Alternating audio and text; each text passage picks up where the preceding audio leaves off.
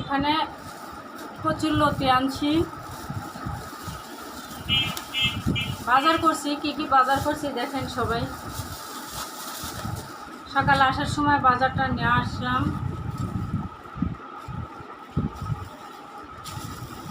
মানুষ অনেক কটূক্তি করে, একজনের একটা কিছু করলে মনে করে যে না জানি সে কত উদ্ধার করে ফেলাইছে।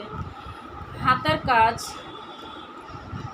কাজ ফ্যামিলিগত পারিবারিক কাজ যদি কাউকে করে দেওয়া হয় তাহলে হাত ক্ষয়ে যায় না, পচে যায় না।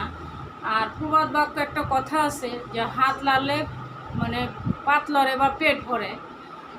তো আজকালকার মানুষ এমন জিনিস, মানে কাউরে হেল্প করবে না, কাউকে মানে সহযোগিতা করবে না, কাউরা করতে চাবে না, কিন্তু খাওয়ার জন্য বড়টা চাবে। তো যাই হোক, আর বেশি কথা না বাড়াই, দেখেন এখানে আনছি সিম কিনছি। গরিবের সংসার, গরিব মানুষ, টাকা পয়সা অতটা কামাই করি না, যেহেতু স্বামী স্ত্রী দুজনেই কষ্ট করি বাচ্চাদের ভালো রাখার জন্য। পরের চাকরি করি না, আলহামদুলিল্লাহ নিজেরা যতটুকু পারি। এটা হলো সিম কিনছি, 60 টাকার সিম। এই জায়গায় 60 টাকার সিম ভর্তা বানাবো।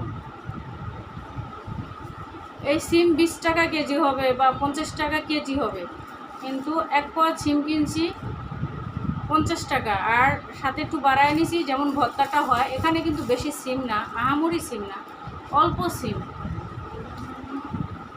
এই সিমটা নিছি ভর্তা বানানোর জন্য। আর এখানে নিছি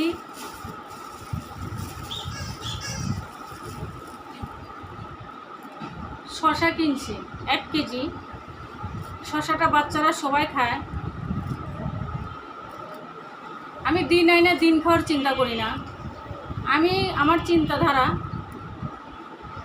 যে আমরা পরিশ্রম করব, বিজনেস করি, কারো কাছে হাত পাতি না, কোনো কলকারখানায় যাই না বা কিচ্ছু করি না, বা পরের চাকরিও করি না। মাস শেষে কবে দিবে সে আশায় বসে থাকবো। আমি প্রতিনিয়ত 10 টাকা কামাবো, সে টাকা থেকে আয়টা বের করে যে আমি কী দিয়ে এই 10 টাকা রুজি করলাম, সেই টাকাটা রেখে যে টাকাটা লাভ হবে আমি সেই টাকাটা দিয়ে বাচ্চাদের জন্য বা কিছু, আমি তো কিছু করি না, আমার বাজারের টাকা আমার হাজব্যান্ডই দেয়। উল্টা আরও আমার পার্লারে যা যদি কিছু লাগে, কোথাও টাকা লাগে, আলহামদুলিল্লাহ দেয়। আর মানুষ বলে যে দিবে না, জামাই দিতে চায় না, দেয় না, কষ্ট করি। কিন্তু আমার জামাই আমার একটা সুতা লাগলেও আলহামদুলিল্লাহ আপনাদের দোয়া এবং ভালোবাসায় আমার জামাই সে সুতাটাও আমাকে এনে দেয়। তো যাই হোক, এই শশাগুলো নিছি, আমরা সবাই খাবো এবং পার্লারে যে ফেসিয়ালে কাজে লাগে, স্কিনে বা চোখের উপরে দিলে মানে ভালো লাগে, তার জন্য নিতে হয়, কাস্টমারকে দেই। আর নতুন মেয়েটা আসছে, সেও অনেক মোটামুটি আছে। ওর বোন আগে ছিল 2.5 মাস। ওর বোন একটা অ্যাক্সিডেন্টের কারণে, অ্যাপেন্ডিসাইডের ব্যথার কারণে বা যে কোনো কারণে ওর বোন চলে গেছে, শারীরিক অসুস্থ ছিল, ভাল লাগে না। তো ওরই আবার ছোটো বোনকে কিছুদিন আগে, যখন আমার দোকানে লোক ছিল একজন রাজরানী, সে রাজরানী থাকা অবস্থায় নিয়ে আসছিল।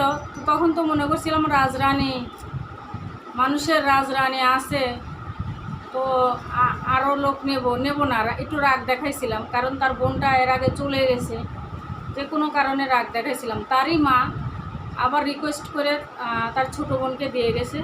তাই হলো আমার বাজার, এগুলি কাটবো, বাছবো,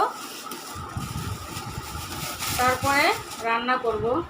এইখান থেকে দেখেন কি বের হয়। এই হচ্ছে কচুরলতি, কতগুলি কিনছি দেখেন। আমাকে বলে আমি খারাপ, আমি ভালো না, কিন্তু আমি মানুষকে দিয়ে কাজ করাইলে, রান্না করে যদিও তাকে এক্সট্রা দিতে পারি, রান্না করে তার জন্য পৌঁছায় দিই, এতটাও মনসত্ব খারাপ না। আলহামদুলিল্লাহ আমাদের মন আছে। তো যাই হোক, এখানে 1.5 কেজি কচুরলতি নিচ্ছি। Total 1.5 KG. এই যে অনেকগুলি কচুরলতি নিছি।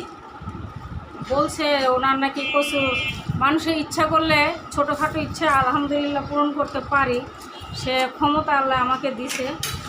তো অতটা না যে তেল আনতে নুন ফুরায়, নুন থাকলে পেঁয়াজ থাকে না, এরকম না। যাই আলহামদুলিল্লাহ সব কিছু এক্সট্রা থাকে, কারণ আমার জামাই পরিশ্রম করে, হালাল রুজি করে, হালাল ব্যবসা করে। মানুষ আমার হাজব্যান্ডকে নিয়ে কটূক্তি করে, পরের দিকে আঙুল তোলার চাইতে নিজের দিকে আগে আঙুল তোলা উত্তম। এই যে আমার কচুরলতি, এই কচুরলতিগুলি এবার সব বাইসা ইনশাল্লাহ চিংড়ি মাছ দিয়ে রান্না করব, সবাই মিলে খাবো। তো গাইস, সবাই ভালো থাকবেন। মানুষ মানুষকে মানুষ ভাবে মনে করে না, মানুষ মনে করে আমার কাছে আমার দোকানে লোক থাকবে সে নাকি রাজরানী হয়ে থাকবে। আমার দোকানে যে আসবে সে যদি রাজরানী হয়ে থাকে, তাহলে এই দোকানের রাজা কে আর রানী কে? যে দোকান নিছে এত টাকা দিয়ে লাখ লাখ টাকা খরচ করে, সে কি চাকরানি একটা প্রতিষ্ঠানে? আর চাকরানি কারা বলে? যাদের ছোট মনসত্ব, মনের ভিতর কোনো বিবেক নাই, কাণ্ডজ্ঞান নাই, যাদের মানে ভিতরে কুৎসিত কালি, তারা বলে। যারা মানুষ তারা কখনো বলে না। দোকানে একটা লোক থাকলে কর্মচারী বলবে, এটাই স্বাভাবিক। আমি যার দোকানে যাই কর্মচারী বলবে, এটাই স্বাভাবিক। কিন্তু মানুষ অনেক খারাপ। যাই হোক, আল্লাহ হাফেজ। না, আমার থেকে 10 টাকা নাই। কেন? নেয়